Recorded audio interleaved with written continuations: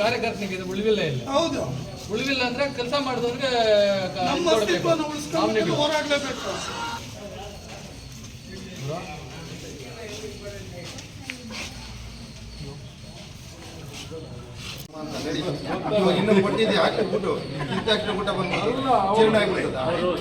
Meeting ಮಾಡಬಾರ್ದು.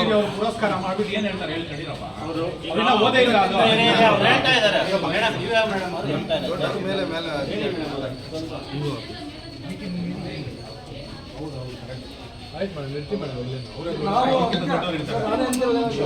ನಾವು ಹೋದ್ಮೇಲೆ ಮೇಲೆ ಅಧಿಕಾರಿ ತಗೊಂಡು ಹೇಳಿ ಅಶೋಕ್ ನಾವು ಇದಾಗ್ತಿಲ್ಲ. ಹೋದ್ಮೇಲೆ ಅವ್ರು ಮೀಟಿಂಗ್ ಮಾಡಿದ್ರೆ ನಾವೇನ್ ಮಾಡಬೇಕು? ಅವ್ರ ಮೀಟಿಂಗ್ ಆಗ್ಬಾರ್ದು. ಮೇಲೆ ಅಧಿಕಾರಿಗಳು ನಾವು ಹೇಳಿದ್ಮೇಲೆ ಮಾಡಿದ್ಮೇಲೆ ಗೊಂದಲಗಳಾಗ್ತವೆ, ಆಮೇಲೆ ನಮ್ಮೆಲ್ಲ ಬರಬಾರ್ದು.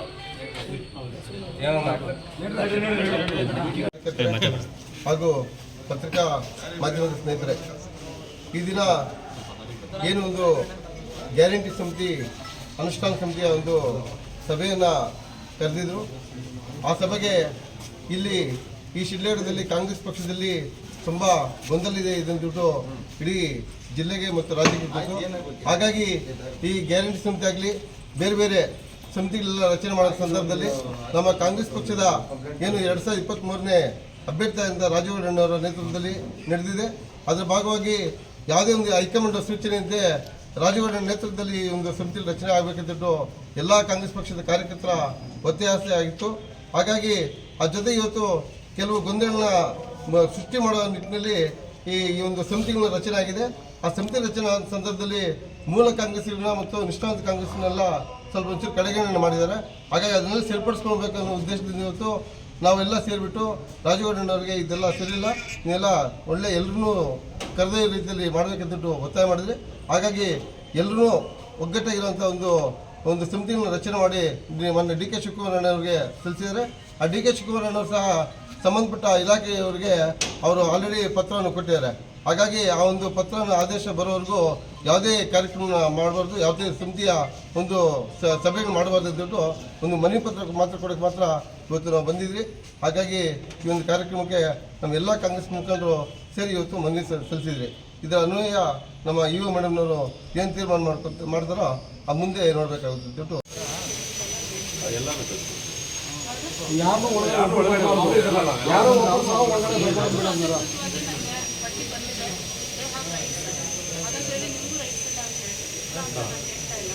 ಮನವಿ ಮಾಡ್ಕೊಂಡ್ರೆ ಮನವಿನ ನಾನು ಪುಸ್ತಕಿದ್ದೀನಿ, ಜೊತೆ ಕೊಟ್ಟು ಕಳಿಸಿದ್ದೀನಿ, ಫೋನ್ ಮಾಡಿದ್ದೀನಿ, ನನಗೆ ಕೂಡ ಮೀಟ್ ಮಾಡ್ಕೊಂಡಿದ್ದೀನಿ. ಅದಕ್ಕೆ ಏನು ಆದೇಶ ಬಂದಿದ್ದಾರೆ ಅವ್ರೇನು ಮಾಡುವಂತಾರೆ ಅದಕ್ಕೆ ನಾನು ಭದ್ರಾಗಿ ಮಾಡ್ತೀನಿ. ನಾನು ಈಗ ಅವ್ರನ್ನ ಆಚೆ ಹೋಗೋಣಕ್ಕಿಲ್ಲ. ನನಗೆ ಅಲ್ಲಿಂದ ಅಧಿಕೃತ ಪಟ್ಟಿ ಬಂದಿದೆ. ಯಾರು ಏನು ದೇ ಹ್ಯಾವ್ ರೈಟ್ಸ್.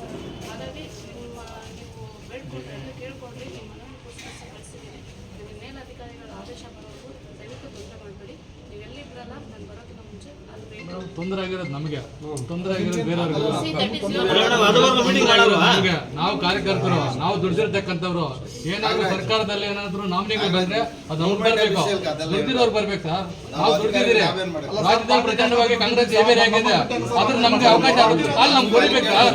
ಯಾರ್ಯಾರಿಗೋ ಬಂದ್ಬೇಡ, ನಾವೇನು ಸುಮ್ಮನೆ ಕುತ್ಕೊಳ್ಳೋಕೆ ಒಬ್ಬೊಬ್ರು ಮಾತಾಡ್ರಿ, ಒಬ್ಬೊಬ್ರು ಮಾತಾಡ್ರಿ. ಎಲ್ಲಿ 5 ನಿಮಿಷ ಅಂತ ಮಾತಾಡಿದ್ರೆ ಎಲ್ಲಿ ಹೋದ್ರಿ? ಮನವಿ ಕೊಡ್ತೀವಿ 5 ನಿಮಿಷ ಅಂತ ಮುನೀಂದ್ರ ಅವ್ರು ಎಲ್ಲಿ ಹೋದ್ರು? ಮನವಿ ಕೊಡ್ತೀವಿ ಅಂತ ಹೇಳಿದ್ವಿ ಮೇಡಮ್. ನಾವು ಈ ಸಭೆ ರದ್ದು ಮಾಡ್ಬೇಕಂತ ಹೇಳಿ ಮನವಿ ಕೊಟ್ಟಿದ್ದೀವಿ. ಸಭೆ ರದ್ದು ಮಾಡಿದ್ರೆ ಮನವಿ ನಾವು ಕೊಟ್ಟಿದ್ದೀವಿ. ಸಭೆ ರದ್ದು ಮಾಡೋದಕ್ಕೆ ನಾನು ಯಾರು ಹೇಳಿ? ನನಗೆ ಮೇಲಧಿಕಾರಿಗಳ ಆದೇಶ ಬರಬೇಕು. ನಾವು ನಿಮ್ಮ ಹತ್ರ ಹೇಳಿದೀವಿ, ನಿಮ್ಮ ಮೇಲಧಿಕಾರಿಗಳು ಕೇಳ್ತೀರಿ, ಅವ್ರು ಏನ್ ಹೇಳ್ತಾರೆ ಡಿಸೈಡ್ ಮಾಡ್ರಿ. ನೋಡಿ, ನೀವು ನಿಮ್ಮ ಮಾತ್ರ ಅಂತ ಒಪ್ಕೊಳ್ರಿ. ಅಲ್ಲಿದ್ರೆ ನೀವು ಬಂದ್ಬಿಟ್ಟು ನಾವು ಕೊಟ್ಬಿಟ್ಟು ಮನವಿ ಪತ್ರ ಕೊಟ್ಟಿದ್ದೀರಿ ದಯವಿಟ್ಟು ಇದನ್ನ ಮೇಡಮ್. ನಾವೇನ್ ಬಾರ್ಡ್ ಬಿಟ್ಟು ಏನ್ ಬಾರ್ಡ್ ಬಂದಿಲ್ಲ. ನಾವು ನಮ್ಮ ತಾಲೂಕು ಇಲಾಖೆ, ತಾಲೂಕ್ ಪಂಚಾಯತ್ ಇಲಾಖೆ ಬಂದಿರೋದು. ನಾವು ನಮ್ಮ ತಾಲೂಕು ಪಂಚಾಯತ್ ಹಾಕಿ ನಮ್ಗೆ ನಾವು ಬಂದಿದ್ದೀರಿ. ನಮ್ಗೆ ಆ ತರ ರೇಟ್ಸ್ ಇಲ್ಲ ಅಂತ ಹೇಳಿದ್ರೆ ಹೇಳ್ರಿ ಹೋಗ್ತೀರಿ. ಈ ರೀತಿ ನೀವು ಅಲ್ಲ ಮೇಡಮ್, ನಮ್ಗೆ ರೇಟ್ಸ್ ಇಲ್ಲ ಅಂತ ಹೇಳಿದ್ರೆ ಹೇಳಿ. ತಾಲೂಕ್ ಪಂಚಾಯತ್ ಬರೋ ರೇಟ್ಸ್ ಇಲ್ಲ ಅಂತ ಹೇಳಿದ್ರೆ ಹೋಗ್ತೀರಿ. ಸದಸ್ಯರು ಇದ್ದಾರೆ, ಅವ್ರ ಸದಾಶಿವ ಅಲ್ಲ ಮೇಡಮ್, ನೋವಾಗ್ತಿದೆ ನಮ್ಗೆ. ನಾವು ಕಷ್ಟ ಬಿದ್ದಿರೋರು, ಬೇರೆ ಆರೋಗ್ಯ ಕೊಟ್ಬಿಟ್ಟು ಸುಮ್ಮನೆ ಇರ್ತೀವ. ನಿಮಗೆ ನೋವಾಗಿದ್ರೆ ನೀವು ಸೂಕ್ತ ನಾವು ನೋವಾಗಿರೋದು ಮೇಡಮ್, ನಿಮ್ಮ ಹತ್ರ ಬಂದಿರೋದು ನಾವು ಸಭೆ ಬಿಡೋದಿಲ್ಲ. ನಾವು ನನಗೆ ಆದೇಶ ಕೊಡಿ. ಆದೇಶ ಮಾಡಿಸ್ತೀವಿ. ಆದೇಶ ಮಾಡೋರ್ಗು ಮುಂದೂಡಿ. ನೀವು ಆದೇಶ ಬರೋರ್ಗು ಮುಂದೂಡಿ ಮೇಡಮ್ ಕಾರ್ಯಕ್ರಮ. ತೀರ್ಮಾನ ನನ್ನ ಒಬ್ಬಳ ಕೈಯಲ್ಲಿ ಇಲ್ಲ. ನಾನು ಮೇಲಧಿಕಾರಿಗಳ ಗಮನಕ್ಕೆ ತರಬೇಕು. ಸರ್ಕಾರದ ಆದೇಶ ಈಗ ಈ ರೀತಿ ಮಾಡಬಾರ್ದು, ಈ ರೀತಿ ಮಾಡಬಾರ್ದು. ಇಲ್ಲ ಮೇಡಮ್, ನಿಮ್ಮ ಕಾನೂನು ಇದೆ ನಿಮ್ಮ ಕೈಯಲ್ಲಿ, ಏನು ಮಾಡಿ ಮೇಡಮ್. ನಿಮ್ಮ ಮೇಲೆ ಮೇಡಮ್ ಆದೇಶ ಬಂದ್ಮೇಲೆ ಮೀಟಿಂಗ್ ಮಾಡಿ. ಅಲ್ಲಿಂದ ನಿಮ್ದು ಮೇಲಾಧಿಕಾರಿಯಿಂದ ಆದೇಶ ಬಂದ್ಮೇಲೆ ಮೀಟಿಂಗ್ ಮಾಡಿ. ಒಂಚೂರು ಪೋಸ್ಟ್ ಒಂದು ಮಾಡಿ. ತೀರ್ಮಾನ ಇಲ್ಲ ಆಯ್ತಾ ನಾವೇನು ಮಾತಾಡಿಲ್ಲ ಮೇಡಮ್. DCM ಆದೇಶದ ಪ್ರಕಾರ ನಾವೆಲ್ಲ ಇಲ್ಲಿದ್ದೀವಿ. ನಾವು ಪಾರ್ಟಿ ಅವರು, ನಮ್ಗೆ ಅದು ಗುರಿ ಸಿಗ್ಬೇಕು ಅನ್ನೋ ಉದ್ದೇಶ. ಅಷ್ಟು ಮಾತ್ರ ನಾವು ನಿಮ್ಮಲ್ಲಿ ಕೇಳ್ತಾ ಇದ್ದೀವಿ. ಆದ್ರೆ ನಾವು ರೈಟಿಂಗ್ ಅಲ್ಲಿ ನಮ್ಗೆ ಕೊಟ್ಟಿದ್ದೀವಿ. ತಮ್ಗೆ ಅವಕಾಶ ಮಾಡಿಕೊಡಿ. ಇದನ್ನ ಇವಾಗ ಮುಂದೂಡಿಸಿ ಮಾಡಿ ಮೇಡಮ್. ನೀವೇನು ಅಲ್ಲಿ ಏನು ಕೇಳ್ಕೊಂಡ್ರಲ್ಲ ಅದಕ್ಕೆ ಬದ್ಧರಾಗಿ ಅಲ್ಲೊಂದು ಸ್ಟ್ಯಾಂಡು ಇಲ್ಲೊಂದು ಸ್ಟ್ಯಾಂಡ್ ಮಾಡಬೇಡಿ ಆಯ್ತಾ?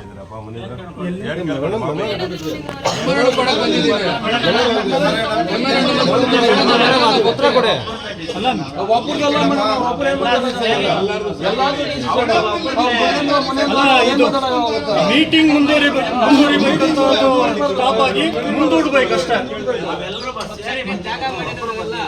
ಮೀಟಿಂಗ್ ಏನಿದೆ ಅದು ಇವತ್ತು ಆಗ್ಬೇಕಾಗಿದ್ದು ಮುಂದೂಡಲಾಗಿದೆ. ಮುಂದೂಡಿಸ್ಬೇಕು ಅಂತ ಕೊಡ್ತೀನಿ ಅಂತ ನಮ್ಮ ಹತ್ರ ಹೇಳಿದ್ದ ಅಲ್ವಾ? ಸರ್, ನಾವು ಮೆಮೊರಾಂಡಮ್ ಕೊಡುವಾಗ ಹೇಳಿದೀವಿ. ಇದನ್ನ ಮೀಟಿಂಗ್ ರದ್ದು ಮಾಡಬೇಕು ಅಂತ ಹೇಳಿದೀವಿ. ಮೀಟಿಂಗ್ ಮಾಡಿದ್ಮೇಲೆ ಪಕ್ಷದ ನಿಷ್ಠಾವಂತ ಕಾರ್ಯಕರ್ತರ ಗತಿ ಏನು? ಅವ್ರು ಸೇರ್ಬೇಕಾದಂತ ಗೌರವ ಸೇರ್ಬೇಕಲ್ಲ. ಅವರು ಹಗಲಿರುಳು ರಾತ್ರಿ ಅಂದ, ಗಾಳಿ ಅನ್ನದ, ಬಿಸಿಲು ಅಂದ ಪಾರ್ಟಿಗಾಗಿ ನಿಷ್ಠಾವಂತರಾಗಿ ದುಡ್ದಿರ್ತಕ್ಕಂಥ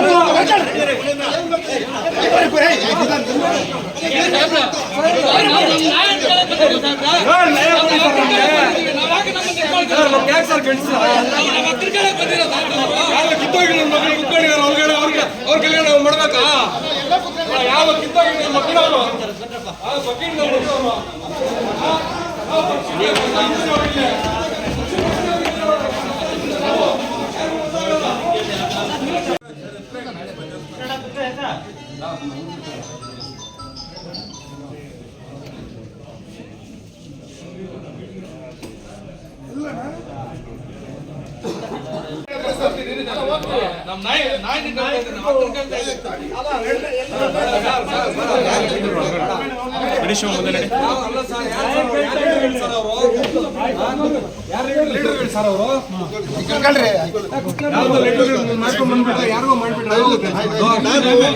ನ್ಯಾಯಕ್ಕಾಗಿ ಬಂದೆ ಅಷ್ಟೇ.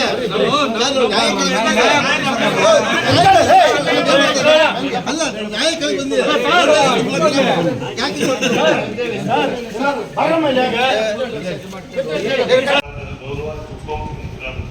ಡಿ.ಕೆ. ಶಿವಕುಮಾರ್ ನಾನು ಮೊದಲನೇದಾಗಿ ಅವರಿಗೆ ಅಭಿನಂದನೆ ಸಲ್ಲಿಸುತ್ತೇನೆ. ನಾನು ಈ ಸಮಿತಿಗೆ ಅಧ್ಯಕ್ಷರಾಗಿ ಮತ್ತು ಈ ಸಮಿತಿಯ ಸದಸ್ಯರಾಗಿರಲು ನೇರವಾಗಿ ಶಿಫಾರಸು ಮಾಡಿದ ಗೌರವಾನ್ವಿತ ಮಾಜಿ ಸಚಿವರಾದ ಗೌರವ ಸನ್ಮಾನ್ಯ ವಿ. ಮುನಿಯಪ್ಪನವರು ಮತ್ತು ಚಿಕ್ಕಬಳ್ಳಾಪುರ ಜಿಲ್ಲಾ ಉಸ್ತುವಾರಿ ನಮ್ಮ ಎಲ್ಲ ಸದಸ್ಯರು ನಾನು ಮೊದಲನೇದಾಗಿ ಅಭಿನಂದಿಸ್ತಾ ಇದ್ದೇನೆ. ಹಾಗೆಯೇ ಇಡೀ ಸಮಿತಿಗೆ ನಾನು ಅಭಿನಂದಿಸುತ್ತೇನೆ. ಯಾವುದೇ ಸರ್ಕಾರದ ಜನಪರ ಯೋಜನೆಗಳು ಅರ್ಹ ಶ್ರಮಿಸಬೇಕು. ಈಗಾಗಲೇ ಮೇಡಮ್ ಅವರು ಹೇಳಿದ್ದಾರೆ, ಮುಂದೆ ಇರತಕ್ಕಂಥ ಕಾರ್ಯಕ್ರಮಗಳು ಯಶಸ್ವಿಯಾಗಿ ಇದ್ದೀವಿ. ಈ ಸಂದರ್ಭದಲ್ಲಿ ದೇವರ ಪ್ರಾರ್ಥಿಸುತ್ತಾ ನಿಮ್ಮೆಲ್ಲರ ಪರವಾಗಿ ಹಾರೈಸುತ್ತೇನೆ. ಏನು ಅಂತ ಅವ್ರಿಗೆ ಹೇಳ್ಬೇಕು. ಪಬ್ಲಿಸಿಟಿಗೆ ಏನು ಅವರು ಪಬ್ಲಿಕ್ ಅವೇರ್ನೆಸ್ ಆಗಬೇಕು, ಯೂನಿಟ್ ಅವೇರ್ನೆಸ್ ಬರಬೇಕು. ಯೂನಿಟ್ ಅವೇರ್ನೆಸ್ ನಮಗೆ ಗೊತ್ತಿದ್ದಂಗೆ ಅವೇರ್ನೆಸ್ ಕಡಿಮೆ ಐತೆ. ಅವೇರ್ನೆಸ್ ಏನು ಆಕ್ಷನ್ ತಗೊಂಡೈತೆ, ಅದೇನು ಆಕ್ಷನ್ ಪ್ಲಾನ್ ಮಾಡಿದ್ರೆ ಫಲಾನುಭವಿ ಹಣ ದೊರೀತಾ ಇಲ್ಲ, ಅವ್ರ ಫಲಾನುಭವಿ ನಾವು ಅದೊಂದು ಲಿಸ್ಟ್ ಮಾಡ್ಕೊಂಡು ಕೊಡೋಣ. ಕೊಡ್ರಿ. ಲೀಸ್ಟ್ ಮಾಡ್ಕೊಡೋದಲ್ಲ. ಈಗ 50,000 ಐತೆ ಇವಾಗ ಅವ್ರ ಸರ್ಕಾರದಿಂದ ಏನಾದ್ರು ಪ್ರಾಬ್ಲಮ್ ಆಗ್ತದೆ. 82 ಜನ ಇದ್ದಾರೆ ಶ್ರೀಘಟ್ಟದಲ್ಲಿ. ಅಂದ್ರೆ ಅವ್ರಿಗೆ ಐಟಿ ಕಟ್ತಾ ಇರ್ತಾರೆ ಅಥವಾ GST ಪೇಯರ್ಸ್ ಆಗಿರ್ತಾರೆ. ಅಂದು ಗೃಹಲಕ್ಷ್ಮಿಗೆ ನೋಂದಣಿ ಮಾಡ್ತಿರ್ತಾರೆ. ಅವ್ರದ್ದು ಆಟೋಮೆಟಿಕ್ ಆಗಿ ಆಧಾರ್ ಲಿಂಕ್ ಇರುತ್ತಲ್ಲ ಐಟಿ ಅಥವಾ GSTಗೆ, ಅವ್ರದ್ದು ರಿಜೆಕ್ಟ್. ಅವರಿಗೆ ಅಂಗನವಾಡಿ ವರ್ಕರ್ಸ್ ಮೂಲಕ ಅಥವಾ APC ಇರೋರಿಗೆ ಮಾಹಿತಿ ಕೊಟ್ಟು, ಅಂದ್ರೆ ಇನಿಷಿಯಲ್ ತಪ್ಪಾಗಿರುತ್ತೆ, ಆಧಾರ್ಗೂ ಬ್ಯಾಂಕ್ ಅಕೌಂಟು ಮ್ಯಾಚ್ ಆಗಿರಲ್ಲ ಅಥವಾ ಬಯೋಮೆಟ್ರಿ ಹಾಕಿರಲ್ಲ ಅವರು, ಅಂತ ಎರರ್ಸ್ ಇದ್ರೆ ಅದು ರಿಜೆಕ್ಟ್ ಆಗಿರುತ್ತೆ ಗೃಹಲಕ್ಷ್ಮಿ. ಸೊ ಅವರಿಗೆ ನಾವು ಮಾಹಿತಿ ಕೊಟ್ಟು ಅದು ಕರೆಕ್ಷನ್ ಮಾಡಿ ಅವರಿಗೆಲ್ಲ ದುಡ್ಡು ಹೋಗ್ತಾ ಇದೆ. ಅದು ತುಂಬಾ ಜಾಸ್ತಿ ಇತ್ತು ಸರ್, ಈಗ 53 ಬಂದಿದೆ. ಅಂದ್ರೆ ನಾವು ಮಾಹಿತಿ ಕೊಟ್ಟು ಕೆಲವರು ಬಯೋಮೆಟ್ರಿ ಅದು ತಗೊಳ್ತಾ ಇಲ್ಲ ಅಲ್ಲ, ಅವರು ಇನಿಷಿಯಲ್ ಚೇಂಜ್ ಮಾಡಿ ಅವರು ಆದ್ರೆ ಅದು ಆಟೋಮೆಟಿಕ್ ಆಗಿ ತಾತ್ಕಾಲಿಕವಾಗಿ ಮುಂದೂಡಲಿಕ್ಕೆ ಆದೇಶ ಬಂದಿದೆ. ಅವರು ಕರೆ ಮಾಡಿ ಹೇಳ್ತಾರೆ. ಆ ಕಾರಣದಿಂದ ಈ ಮೀಟಿಂಗ್ ಅನ್ನು ತಾತ್ಕಾಲಿಕವಾಗಿ ಮುಂದಿನ ಆದೇಶದವರೆಗೂ ಮುಂದೂಡಲಾಗಿದೆ. ಈಗ ನಮ್ಗೆ ಆದೇಶ ಕಾಪಿ ಕೊಡಿ ಮೇಡಮ್. ನನಗೆ ಕರೆ ಕರೆ ಬಂದಿದ್ದಮ್ಮ, ಅವ್ರು ಯಾರು ಕೊಟ್ಟಿದ್ರು DC ಅವರಮ್ಮ. ಆದೇಶ ಕಾಪಿ ಕೊಡಿ ಮೇಡಮ್. ಸರ್ ನಾನು ಕರೆ ಬಂದಿತ್ತು. ಬಂದಿದ್ದಾರೆ ಮಾತಾಡೋದು.